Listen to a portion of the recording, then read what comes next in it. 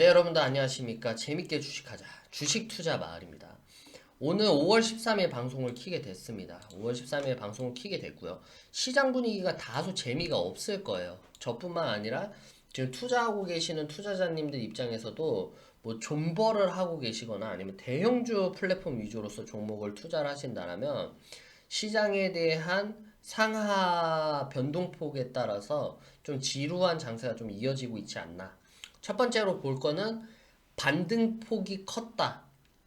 그동안 바닥 조짐에서부터 계속해서 반등을 키워왔었는데 지금 뭐 미중 무역에 대한 마찰감에 대한 우려, 두 번째는 코비드 19에 대한 집단 감염이 2차적으로 발생하는 거 아니냐, 이러한 우려들이 계속해서 올라오면서 좀 미국 증시 같은 경우에는 어제 2%대까지 급락을 했고 한국 증시도 다소 불안정한 분위기를 보여주고 있다. 그래서 원래는 효자 종목으로 계속해서 증시를 선행으로서 이끌어주던 반도체 투탑, 우리 시가총액 1, 2위를 달리고 있는 삼성전자라든지 SK하이닉스 같은 경우에도 지금 같은 경우에서는 계속 부진한 흐름을 이어주고 있다. 이러한 부분은 지금 시장에서 시장을 주도하고 있는 큰 손에 대한 세력들, 외국인 투자자들이라든지 기관 투자자들이 지금은 대형주에 대한 뭐 플랫폼들을 저가 매수하는 분위기가 아니라 실적 위주로 개별 종목들, 그리고 정책 테마주, 바이오 산업에 대한 국가적 정책을 지원하겠다라는 이러한 이슈들로 인해서 단기 수급들만 오고 있기 때문에 지금은 뭐 대형주, 반도체, 여러 가지 제조업, 생산 시설 이런 산업들은 다소 부진하게 이어질 수밖에 없다라는 거를 좀 감안을 하셔야 되고, 그렇다면 어떻게 봐야 되냐면 대형주 위주로서 지금 매수를 들어가고 있으면 짧게 끊고 가야 돼요. 예를 들면은 내가 만약에 평단가를 잘 잡았습니다. 그러면은 대형주가 앞으로 장기적으로 봤을 때는 물론 뭐 우상향 곡선을 그리면서 예전 작년도에 하락했던 모든 주가를 회복할 수 있는 가능성은 크지만 만약에 그 종목이 정말 성장 가치주로서 확실하다라면, 하지만 거기까지 가는 데까지도 계속해서 상하에 대한 불확실성이 크기 때문에 지금 평단가를 잘 잡았으면 한5% 내에서 한 10% 내에서 수익 실현을 하고 또 다른 종목 투자해서 5% 10%에서 수익 실현하는 게 지금으로서는 최적의 투자 방법이 아닌가라고 생각을 하고 있습니다. 그래서 지금 시장 분위기 자체는 지금 뭐 대형주라든지 혹은 제조 생산 시설 반도체 이런 정밀기계보다는 지금은 짧게 치고 이 짤막한 수급이 좀 많이 들어오기 때문에 이러한 부분에서는 조금 우리가 좀 신경을 써야 되는 부분인 것 같습니다. 아무튼 지금 전일 뉴욕 증시가 2%대까지 급락했던 건 미국 정부가 신종 코비드 19의 대응을 책임지고 있는 앤소니 파우치 이 선생이 있는데 조기 경제 재개에 조금 반감을 좀 표시를 했다. 지금 도널드 트럼프 대통령은 지금 경제 정상화에 대해서 계속해서 말을 하고 있는데 옆에서 이 경제 정상화는 불필요한 죽음을 초래할 수 있는 행위라고 경고를 날렸고, 이 부분은 반등 조짐에 찬물을 끼얹을 격이죠. 그러니까 말로 조지는 사람들을 항상 조심을 해야 됩니다. 이렇게 지금 잘 가고 있고 경제 정상화에 따라서 증시가 반등폭을 하고 있는데 굳이 이렇게까지 투자를 하고 있는 입장에서는 이 사람의 말 한마디로 인해서 이 투자의 시장 분위기 자체가 엄청나게 좌지우지되기 때문에 이러한 부분에서는 정말 조심해서 말을 해야 되는 부분 아닌가라고 생각을 하고요. 그리고 추가적으로 덧붙여서 8월에서 9월까지는 백신 개발도 이루어지지 못할 것. 그냥 죽으라는 거죠. 그냥 희망 갖지 마라. 코로나는 끝나지 않는다. 거의 종말에 빗대서 얘기를 해주고 있는 거예요. 굳이 이런 얘기를 뭐하러 하나? 어차피 뉴스에서 다 보는 거, 우리 다 눈, 귀 있고 뉴스도 읽을 줄 아는데 렘데시비르가 뭐 치료제에 대해서 역할을 합니까? 지금 이 엄청나게 뭐 지금 몸에서 악화되고 있는 이러한 증상들을 완화시켜주는 약이라는 건 누구나 알고 있죠. 이게 치료제가 지금 당장 어떤 게 치료제다, 백신이 뭐다라는 거는 안 나온 건 우리도 안다. 근데 이렇게 말로 굳이 이렇게 할 필요는 없지 않나라고 생각을 하고, 이러한 부분들이 계속해서 나오면서 시장의 분위기를 하락으로 압박을 해주고 있는 가운데 있습니다. 지금 조지아, 텍사스, 테네시, 즉 조지아주, 텍사스주, 테네시 등 많은 주에서는 이미 사업 영업이 많이 개시된 데가 많고요. 뉴욕주는 일부 지역의 경우에는 일부 봉쇄 완화를 진행하고 있는 가운데 있다. 그래서 아까도 말씀드렸다시피 이러한 경제 분위기, 경제 정상화에 대한 분위기가 지속된다면 아무리 이런 사람들이 뭐 우려감을 표시한다, 뭐 안 좋을 거다라고 하방 압력을 줘도 주가는 올라갈 거다라고 개인적으로 생각을 합니다.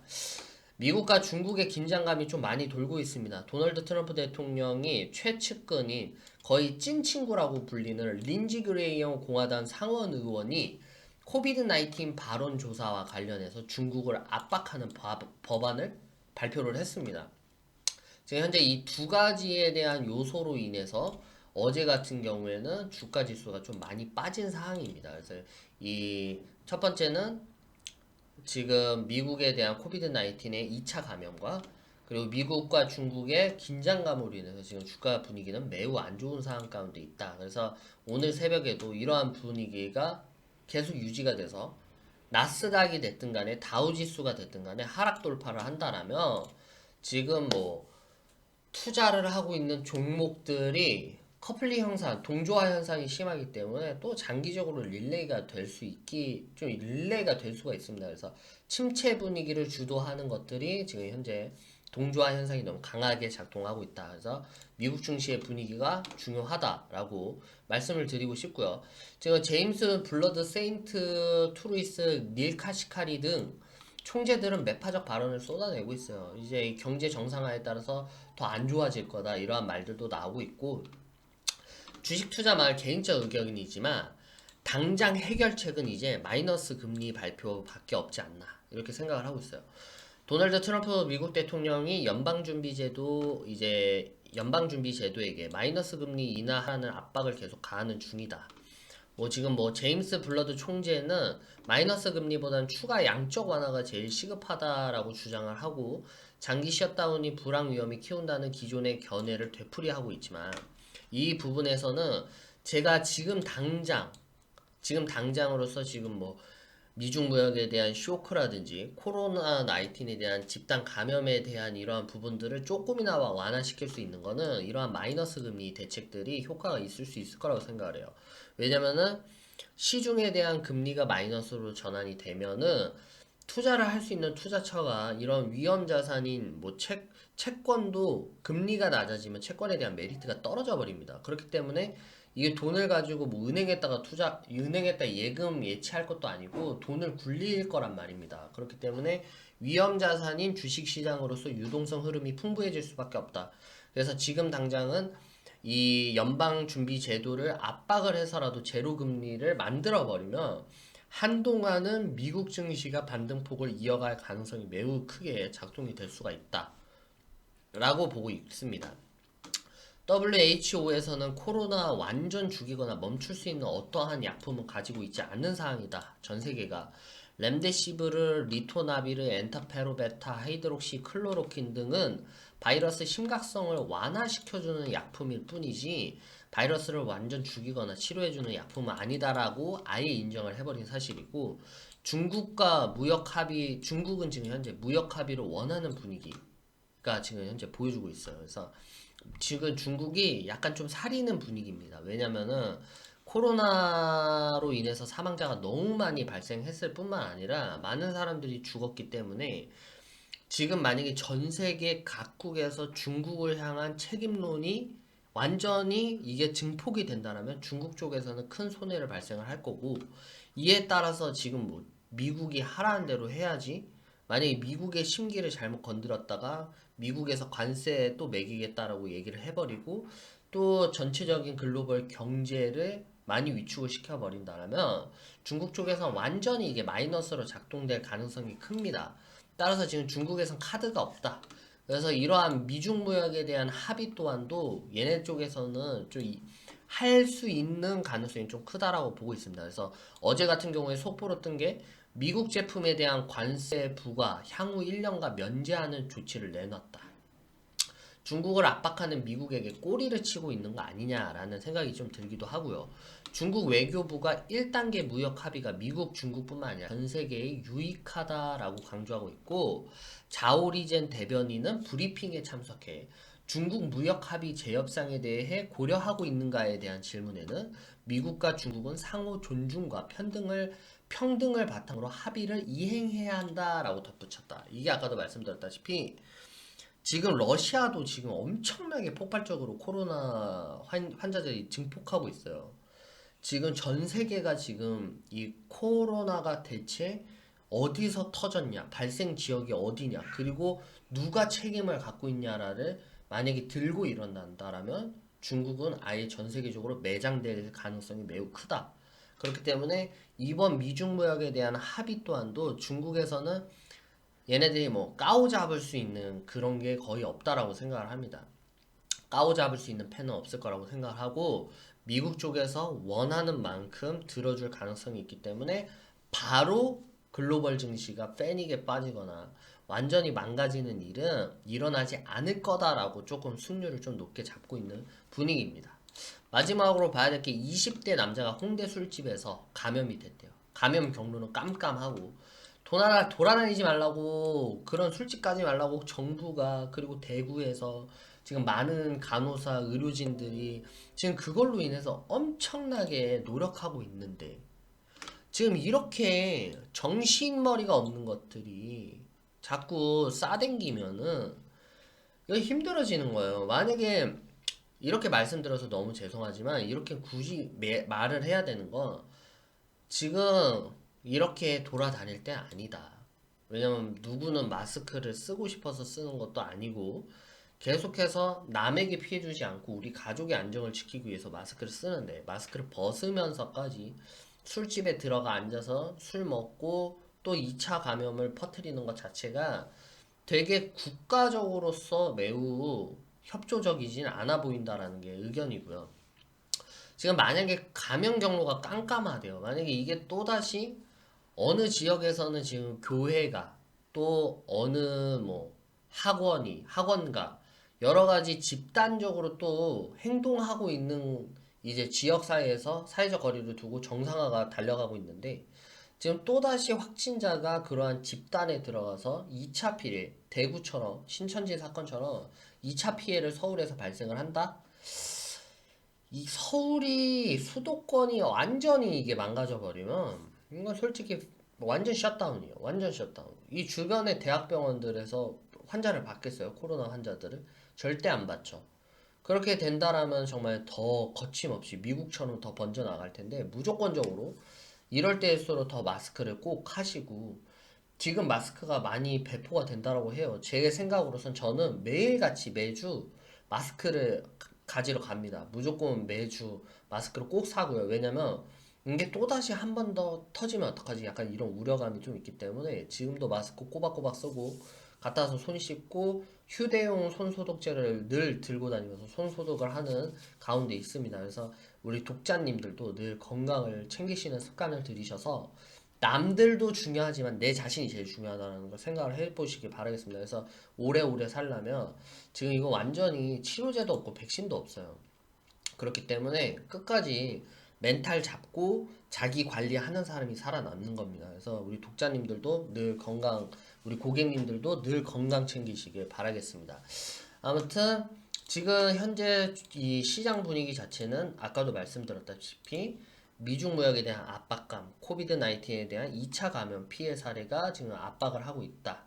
근데 만약에 오늘 다우존스 같은 경우, 나스닥 지수 같은 경우에도 이러한 집단 감염에 대한 우려, 미중 무역에 대한 우려로 또다시 하락을 한다면 내일 또 대형주 시가총액뿐만 아니라 높은 종목들뿐만 아니라 지금 바이오 섹터라든지 뭐 전기차 산업, 수혜 섹터들, 그런 개별적인 이 정책 섹터들만 날아가고 있는 실정에 있어요. 그런데 이제 이러한 종목들을 사시진 못하는 독자님들 많으시죠. 예를 들면 난 좀 안정적인 투자를 원한다. 그래서 괜히 정책 테마주, 이런 산업 정책 뭐 이슈화 거리로 잘못 들어갔다가 아예 물려버리기 싫어서 대형주 위주로서 지금 매수 매집을 하고 있는 독자님들이 많으실 거라고 생각을 합니다. 그래서 그런 독자님들을 위해서 다시 한번 말씀을 드리지만 너무 장기적으로는 보지 말자. 내가 예를 들면 4월 달에 투자를 했다.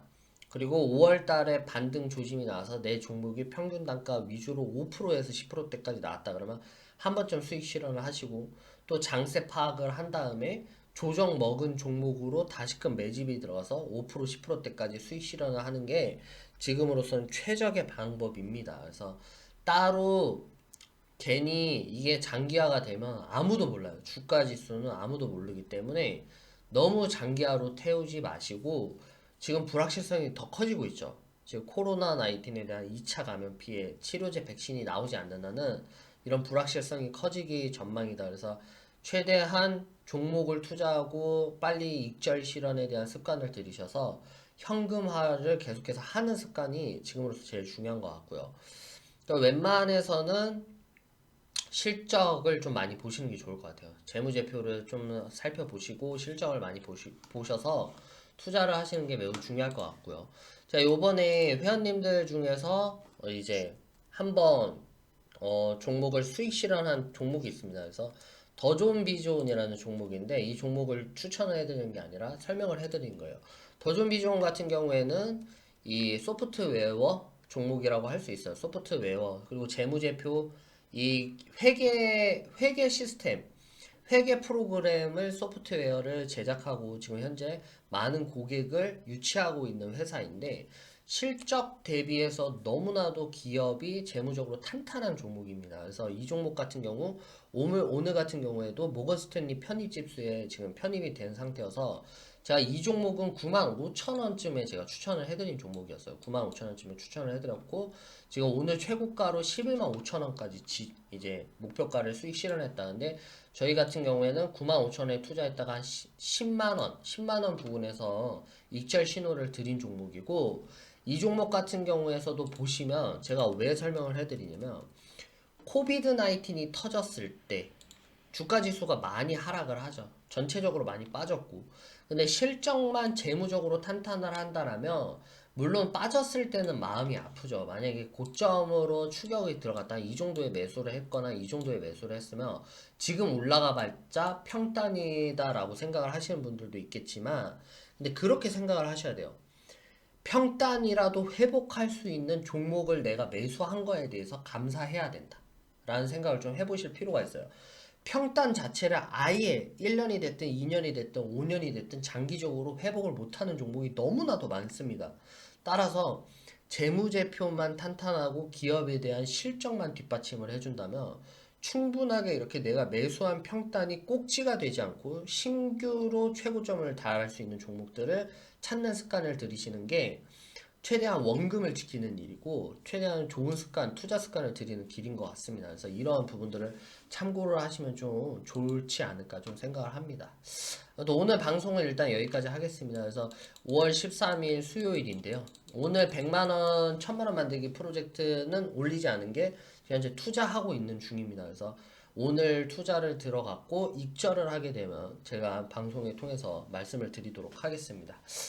내일도 여러분들 오늘 새벽이 중요할 거예요. 그래서 FED 연방준비제도 파월 의장이 이제 다음 주에 대한 경제 전망이 또 있을 경제 전망을 할 예정이고 두 번째는 원유 재고량이 오늘 또 발표될 예정이고 미국에 대한 제조업 지수라든지 실업자 지수도 이번 주에 줄줄이 발표 예정이니까 여러분들이 꼭 참고로 하셔서 이제 이 반등에 준비를 하시는 게 좋을 것 같습니다.